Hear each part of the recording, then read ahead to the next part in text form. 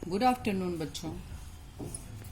उत्तर प्रदेश राज्य में प्रारंभिक शिक्षा के सार्वभौमिकरण तथा तीव्रतर विकास के लिए विभिन्न कार्यक्रम तथा परियोजनाएं लागू की गईं। इन परियोजनाओं तथा कार्यक्रमों के माध्यम से प्रारंभिक शिक्षा के क्षेत्र में फैली हुई समस्याएं जैसे कि ह्रास अवरोध, नामांकन की समस्या, ठहराव की समस्या, संप्राप्ति की समस्या को दूर करने में काफी हद तक सफलता प्राप्त हुई। प्रारंभिक शिक्षा के सार्वभौमिकरण के सुस्पष्ट एवं समयबद्ध राष्ट्रीय प्रयास के रूप में सन 2001 में सर्व शिक्षा अभियान का नाम लिया जा सकता है, जो डकार विश्व सम्मेलन के घोषणा पत्र से प्रेरित था। सन 2000 में दक्षिण अफ्रीका के सेनेगल की राजधानी डकार में एक विश्व शिक्षा सम्मेलन हुआ। डकार विश्व सम्मेलन के घोषणा पत्र में भारत में सर्व शिक्षा अभियान के रूप में एक राष्ट्रीय कार्यक्रम प्रारंभ करने का निर्णय लिया गया। यह योजना 2000 से 2001 में केंद्र में श्री अटल बिहारी वाजपेयी जी की सरकार ने प्रारंभ की थी। और जैसा कि आप जानते हैं कि 6 से 14 वर्ष की आयु वर्ग के बालकों के लिए प्रारंभिक शिक्षा को एक मौलिक अधिकार बनाने के लिए संसद ने संविधान अधिनियम 2002 के द्वारा, जो कि 86वां संशोधन था, उसमें शिक्षा का अधिकार अधिनियम पारित कर दिया गया, जो कि आप सभी लोगों ने सुना होगा RT 2009 के बारे में, जो कि 2009 में लागू किया गया था। उसके अंतर्गत भी यही मेन लक्ष्य रखा गया है कि प्राथमिक शिक्षा का सार्वभौमिकरण। वस्तुतः सर्व शिक्षा अभियान, उत्तर प्रदेश बेसिक शिक्षा परियोजना, जिला प्राथमिक शिक्षा कार्यक्रम तथा इसी प्रकार की अन्य योजनाएं जो लागू की गई थी, उनके क्रियान्वयन में जो अनुभव प्राप्त हुए, उन्हीं अनुभव के आधार पर प्रारंभिक शिक्षा के सार्वभौमिकरण करने का एक प्रयास है। अब हम देखते हैं, इसका स्लोगन था सब पढ़ें सब बढ़ें। शायद सभी लोगों ने सुना होगा। एक पेंसिल के ऊपर 2 बच्चे बैठे हुए, आपने लोगो देखा, हर विद्यालय में बना हुआ है। वो सर्व शिक्षा अभियान का ही लोगो है, जिसके अंतर्गत नीचे लिखा होता है सब बढ़ें सब बढ़ें, सब पढ़ें सब पढ़ें सब बढ़ें, यानी कि सभी तक शिक्षा की पहुंच उपलब्ध कराना। जैसा कि हम आपको पूर्व में प्रारंभिक शिक्षा के सार्वभौमिकरण में हम बता चुके हैं कि प्रारंभिक शिक्षा का सार्वभौमिकरण का तात्पर्य यह है कि एक निश्चित स्तर तक सभी को निशुल्क एवं अनिवार्य शिक्षा प्रदान की जाए। तब हम देखेंगे कि हमारे इस अभियान के, सर्व शिक्षा अभियान के लक्ष्य कौन कौन से हैं। तो पहला इसका लक्ष्य था कि सन 2003 तक प्राथमिक विद्यालयों, शिक्षा गारंटी केंद्रों, वैकल्पिक और विद्यालय या शिविरों में सभी बच्चों को प्रवेश दिलाना। अब ध्यान दीजिए, हमने इतनी बातें कही: प्राथमिक विद्यालय, शिक्षा गारंटी केंद्र, वैकल्पिक केंद्र, विद्यालय और शिविर। इतने नाम इसलिए लिए गए क्योंकि बच्चे नामांकन नहीं करा रहे थे। उस समय हमारे सामने नामांकन की समस्या एक बहुत बड़ी समस्या थी, और बच्चे नामांकन इसलिए नहीं करा रहे थे क्योंकि उस समय गरीबी भी बहुत फैली हुई थी।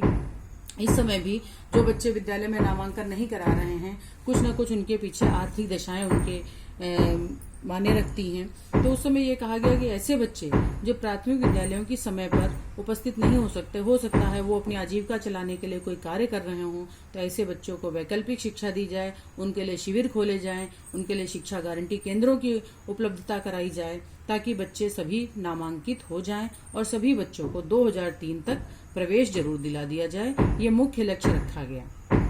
दूसरा लक्ष्य ये था कि सन 2007 तक, आप ध्यान दीजिएगा, सन 2007 तक सभी बच्चे कक्षा 5 तक की प्राथमिक शिक्षा पूर्ण कर लें तथा उसमें लिंग भेदभाव समाप्त कर दिया जाए। यानी कि कक्षा 5 की प्रारंभिक शिक्षा पूर्ण कर लें और लिंग भेदभाव समाप्त कर दिया जाए, यानी कि बालक बालिकाओं के बीच में जो असमानता फैली हुई थी, उसको दूर करने का पूर्ण प्रयास किया गया, जिससे कि नारी समानता को, नारी सशक्तिकरण को बल मिल सके। यानी कि 2007 तक दूसरा लक्ष्य था कि सभी बच्चे कक्षा 5 तक की प्रारंभिक शिक्षा पूर्ण करें। नेक्स्ट लक्ष्य था सन 2010 तक स्कूली शिक्षा के 8 वर्ष पूरे कर लें। साधारण शब्दों में आप ध्यान दीजिए, तो 2010 तक सभी बच्चे कक्षा 8 तक की शिक्षा पूर्ण कर लें। यानी कि जिस बच्चे ने 2003 में प्रवेश लिया है, वो 2010 तक कक्षा 8 की शिक्षा जरूर पूर्ण कर ले।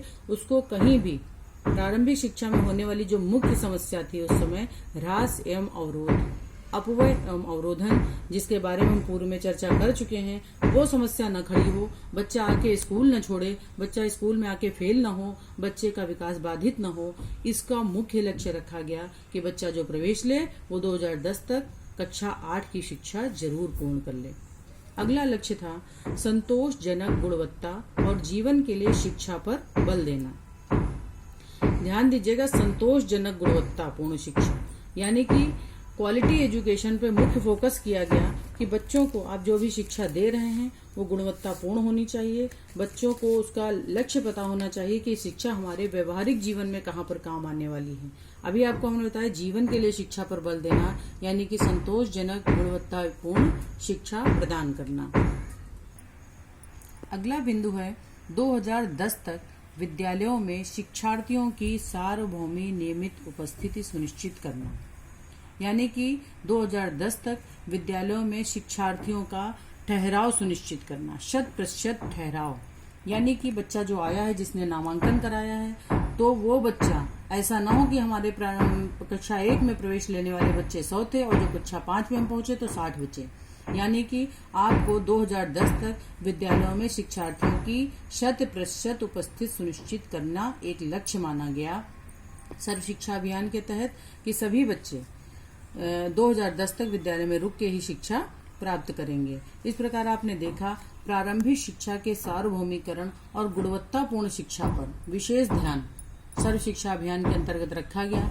इसके अतिरिक्त सर्व शिक्षा अभियान का उद्देश्य था शिक्षा की गुणवत्ता में सुधार लाना, बालक बालिकाओं में अंतर समाप्त करना, सामाजिक वर्ग के अंतरों को समाप्त करना, छात्रों को उचित भवन, शौचालय, पीने का पानी, ब्लैक बोर्ड और खेल के मैदान की सुविधा प्रदान करना।